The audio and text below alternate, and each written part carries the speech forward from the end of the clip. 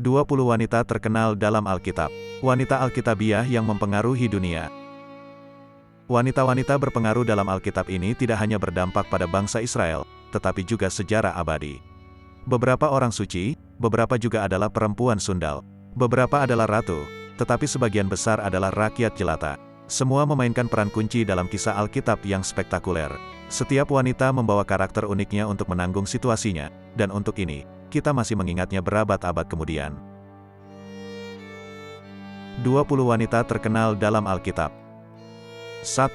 Hawa, wanita pertama yang diciptakan Tuhan.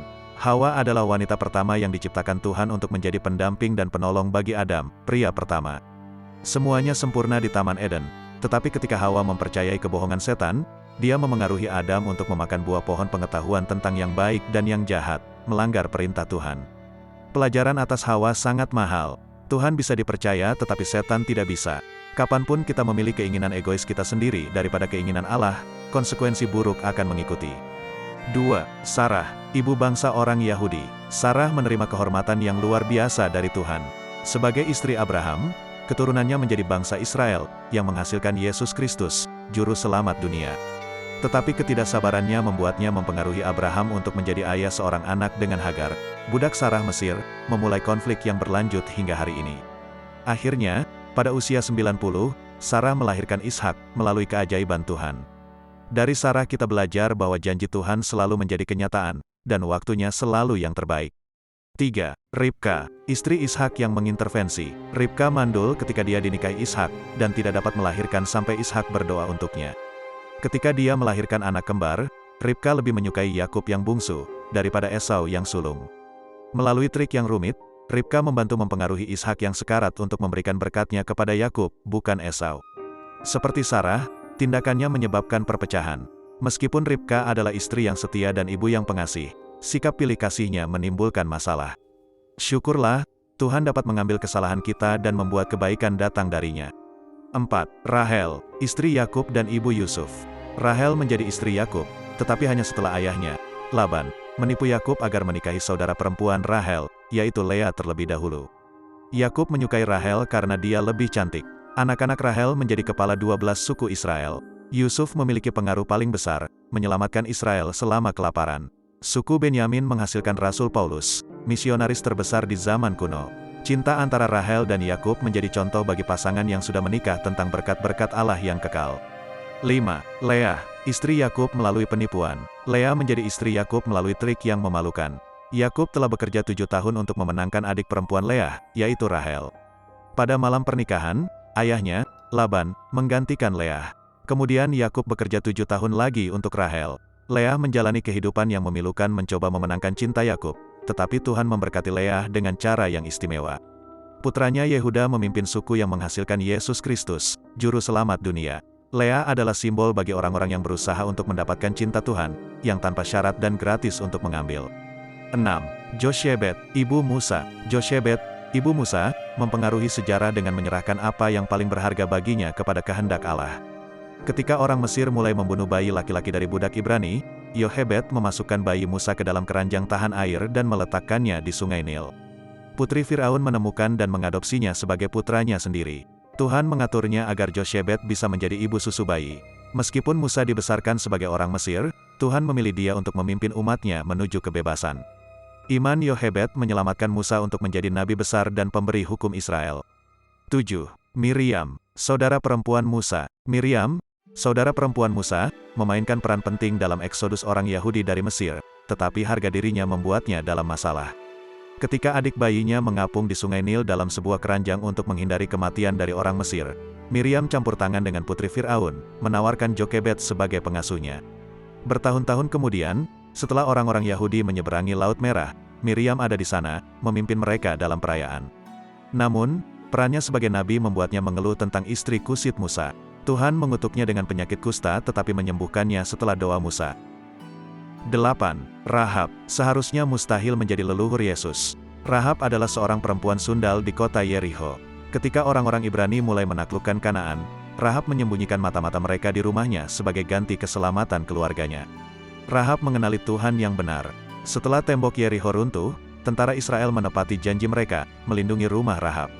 Rahab menjadi nenek moyang Raja Daud, dan dari garis keturunan Daud datang Yesus Kristus, Sang Mesias. Rahab memainkan peran kunci dalam rencana keselamatan Allah bagi dunia. 9. Deborah, hakim wanita yang berpengaruh. Deborah memainkan peran unik dalam sejarah Israel, menjabat sebagai satu-satunya hakim wanita, dalam periode tanpa hukum sebelum negara itu mendapatkan raja pertamanya. Dalam budaya yang didominasi laki-laki ini, dia meminta bantuan seorang pejuang perkasa bernama Barak untuk mengalahkan Jenderal Sisera yang menindas. Kebijaksanaan dan iman Deborah kepada Tuhan mengilhami orang-orang. Berkat kepemimpinannya, Israel menikmati perdamaian selama 40 tahun. 10. Delilah, pengaruh buruk bagi Simson. Delilah menggunakan kecantikan dan daya tariknya untuk mempengaruhi pria kuat, Simson. Seorang hakim atas Israel, juga seorang pejuang yang membunuh banyak orang Filistin, yang memicu keinginan mereka untuk membalas dendam. Mereka menggunakan Delilah untuk menemukan rahasia kekuatan Simson, rambutnya yang panjang.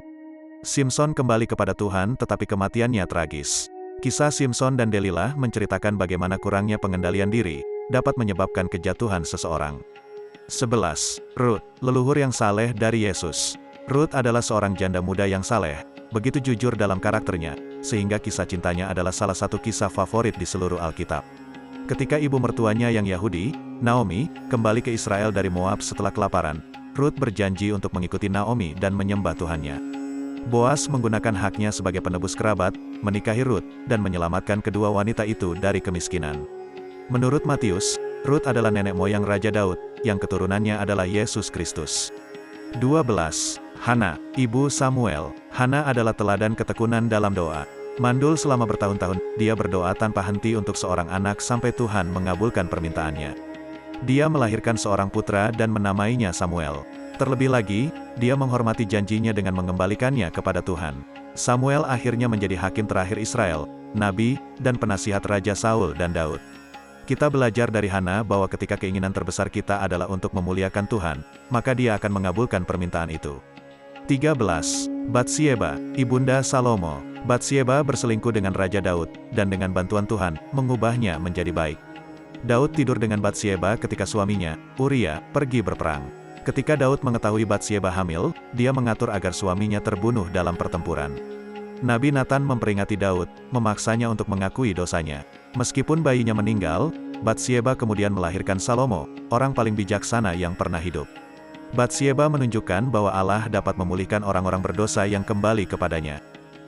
14. Izebel, Ratu Israel yang pendendam. Izebel memiliki reputasi kejahatan yang sedemikian rupa, sehingga bahkan hari ini namanya digunakan untuk menggambarkan seorang wanita penipu. Sebagai istri Raja Ahab, dia menganiaya para nabi Allah, terutama Elia. Penyembahan Baal dan skema pembunuhannya mendatangkan murka ilahi padanya. Ketika Tuhan membangkitkan seorang pria bernama Yehu untuk menghancurkan penyembahan berhala, sida-sida Izebel melemparkannya dari balkon, di mana dia diinjak-injak oleh kuda Yehu. Anjing memakan mayatnya, seperti yang telah dinubuatkan Elia. 15. Ester, Ratu Persia yang berpengaruh. Ester menyelamatkan orang-orang Yahudi dari kehancuran, melindungi garis juru selamat masa depan, Yesus Kristus. Dia terpilih dalam kontes kecantikan untuk menjadi Ratu Raja Persia Xerxes. Namun, seorang pejabat pengadilan yang jahat, Haman, merencanakan untuk membunuh semua orang Yahudi. Paman Ester, Mordekai, meyakinkannya untuk mendekati raja dan mengatakan yang sebenarnya.